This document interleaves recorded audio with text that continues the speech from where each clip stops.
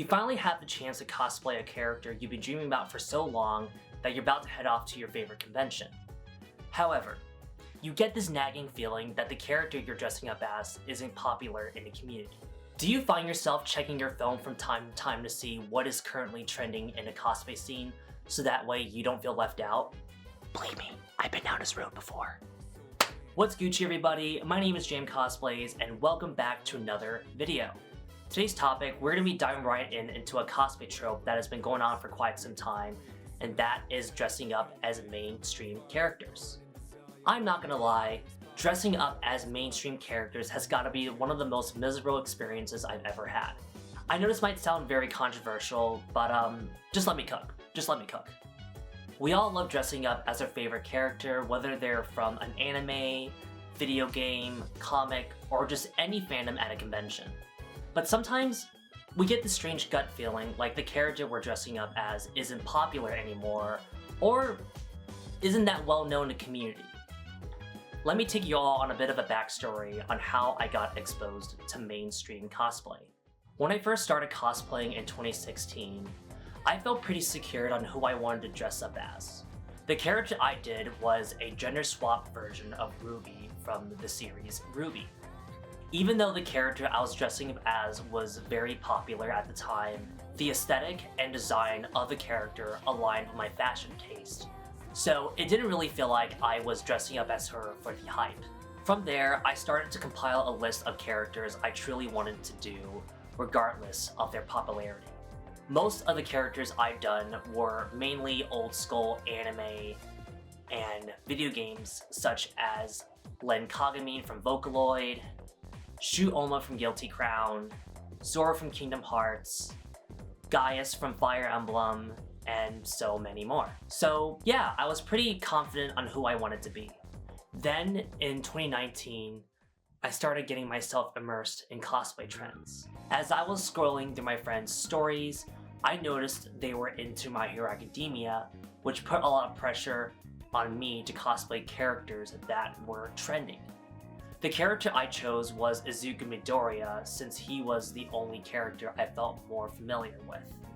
I'm gonna be real, cosplaying him did help me make a lot of friends and connections along my con journey. However, I did have my own regrets. Not only was it the anime community that influenced me, the gaming community did as well.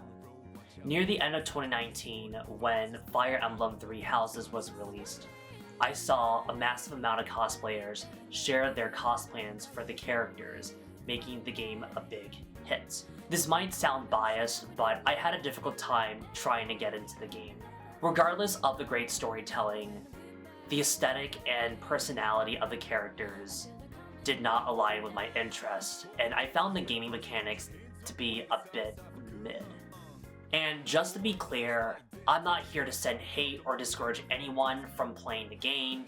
It's just that I had a difficult time trying to get myself to really enjoy the game when I did not have any care or interest about the characters.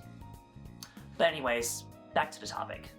During Katsu of 2020, when I was dressed up as Dream Prince Korin, I attended the FE3H party, where the entire party was filled with FE3H cosplayers, showing no sign of any of the characters from the older FE games. The whole time, I felt completely left out because there wasn't anyone that I knew who was cosplaying from my game. It felt like my character was forgotten, or no one even cares about them anymore because the game was released years ago. That feeling of alienation led me to give into pressure, where I had to cosplay a character from FE3H, when in reality, I did not even have any interest or care about the characters. The level of demands to follow a trend had never been this overwhelming, where I had to cosplay a character I had no interest or passion about. Alright, so with that out of the way, let's talk about a video game that is currently dominating the cosplay scene. So for many of you who don't know, I am a huge Genshin fan. I've done about 7 characters from the game and owned so much merch as well. There's still more to come, so brace yourselves for the amount of Hoyoverse brain rot you are going to experience in the near future. Around the end of 2020 and beginning of 2021, I started playing the game, and let me tell you how attached I was. There were so much characters I wanted to cosplay, and the gameplay reminded me so much of Breath of the Wild, where the story literally blew me away. I did not cosplay the characters just because they were popular. I did it because I really enjoyed their aesthetics and their backstories. So now that I've shared my experience on cosplaying mainstream characters, the question lingers, should you really dress up as trending characters? Popular or not, none of this matters. What really matters is that you dress up as a character you really enjoy and not doing it just to fit in a community. Cosplay is all about having fun and being creative with your favorite icons, and not following some unspoken rulebook on who you should dress up as. Don't ever let anyone tell you who you should dress up as. Remember, you are in control of who you want to be. Alright, that pretty much wraps up for today's video.